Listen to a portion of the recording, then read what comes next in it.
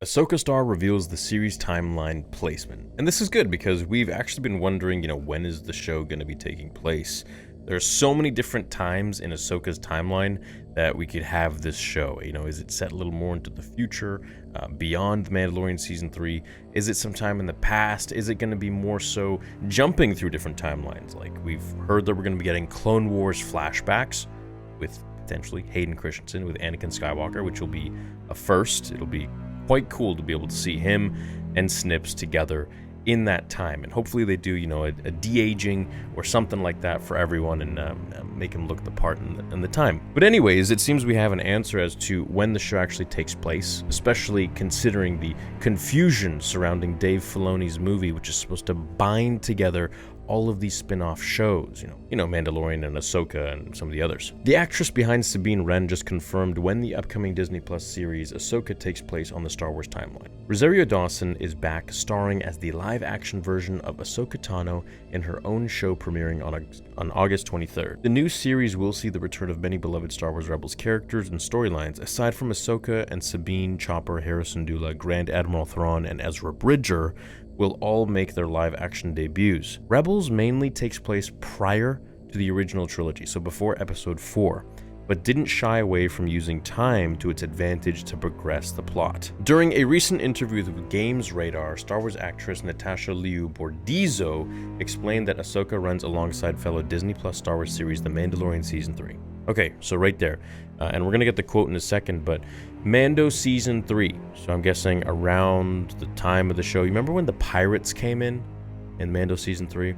I believe that really must have something to do with Thrawn. Case in point, when the Shadow Crew were talking about him, and we had Pelion even being like, hey, Thrawn is around, and Moff Gideon mocking him and being like, well, if he's around, then where is he? Why is he in hiding? Why hasn't he shown himself?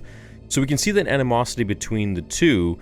However, now with Moff Gideon most likely out of the picture, unless that was, of course, just another clone, which it could have been. My clones! Then we could see, a pretty cool standoff between Moff Gideon and Thrawn, which, of course, Thrawn would win. So Liu Bordizzo added, the shows are all connected. And this is something that I definitely want to talk about because the Filoni movie, the Filoni-verse, as you would call it, has all of these spin-off shows interconnected in some sort of way, and that's exactly what she says. She says, I think it's hard to not feel part of something bigger. Ahsoka runs along the same timeline as The Mandalorian Season 3, and the shows are all connected. There's just so many parallels. According to the recent Star Wars timeline book, The Mandalorian Season 3 takes place roughly in 11 ABY, so that's 11 years after the Battle of Yavin. So A New Hope happened at 0 BBY or ABY.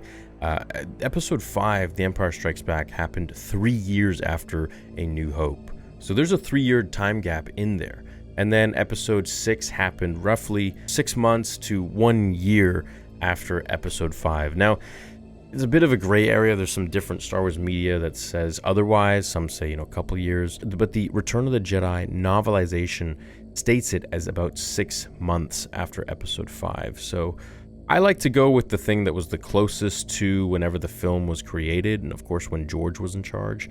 So I think that, but about 6 months to a year is what I'm going to go with. Presumably the events of Ahsoka will transpire during that same time. This helped clear up confusion among fans who weren't sure when the show takes place. Lucasfilm never officially said where the series falls canonically, but one rumor hinted at a potential time jump midway through the season.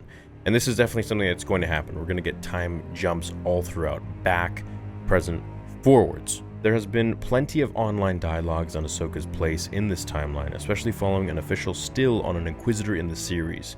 Still, Twitter user Eric Josie thinks it's clear some of Ahsoka takes place before The Mandalorian, and I believe it does, because there are moments where she doesn't have her white cloak that she has at the end of Rebels, which is after Return of the Jedi. There are some moments where she has her gray one, which, she might just, have a wardrobe change or whatever like she did later on in The Mandalorian, but I think that there has to be some sort of a fill-in-the-gap moment where we're going to get some flashbacks that will show just after Return of the Jedi, and then, of course, jumping in time a few years and then 11 years. It's also fairly clear, in my opinion, she says, that some of Ahsoka takes place at least before the events of The Mandalorian. Not crazy that we could even get scenes set before the original trilogy between Rebels Season 2 and Season 4, or even earlier. And with all the Order 66 survivors, is a surviving Inquisitor crazy? Oh, look, all these Jedi are surviving. There's a surviving Inquisitor for sure, too. Tara kept it simple on Twitter, asking, where is Ahsoka set in the timeline? Jonathan presented some conflicting information from the timeline book, stating that Ahsoka takes place a few months after The Mandalorian Season 1. According to the timeline book, Ahsoka takes place a few months after Mando Season 1. A New Hope is 19 years after Order 66, with the original trilogy going for 4 years, making 23 plus another 5 to catch up to the Mando era, which makes 27 to 28 years according to the timeline book. Right. Plus a few more years because Jon Favreau has mentioned that between Season 2 and 3, there is a 2-year gap where Grogu was with Luke. Now, I think that was just made up on the fly to do some damage control or something like that, because there is no way in hell that that was supposed to be portrayed as 2 years. I feel like, Disney probably just had some sort of investors meeting or something, and they were like, hey, we need to get Grogu back ASAP so that we can sell more merch and sell more items. That's my theory on it, but, who knows?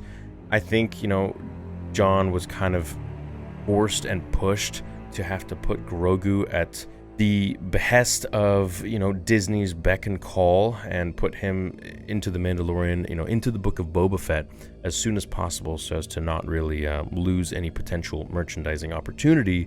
But I think it really ruined the story and ruined the overall excitement for the Mandalorian Season 2 finale and, of course, Season 3. Based on these comments by Liu Bordizzo, Ahsoka will be adding to this character, as will John Watt's skeleton crew, releasing later this year, which is also going to be part of Filoni's, I believe, Filoni-verse movie. The small screen of Disney Plus has been filling the gap between the big screen trilogies, but it was announced that a massive crossover event filmed, directed by Dave Filoni, is heading to theaters in 2026 or 2027, right? And that's the movie we're all waiting for. That's when The Mandalorian Season 6 or whatever is complete, and Ahsoka Season 4 is complete, or, what, Skeleton Crew Season 3 is complete, and all of these other shows are done. This August, Ahsoka will have the special opportunity to tie together the current era of Star Wars on Disney Plus, continue the legacy of Rebels, and act as a part of the Skywalker saga if Hayden Christensen appears like he's rumored to do so. The plot thickens when Ahsoka hits Disney Plus on August 26th. I don't think it's August 26th.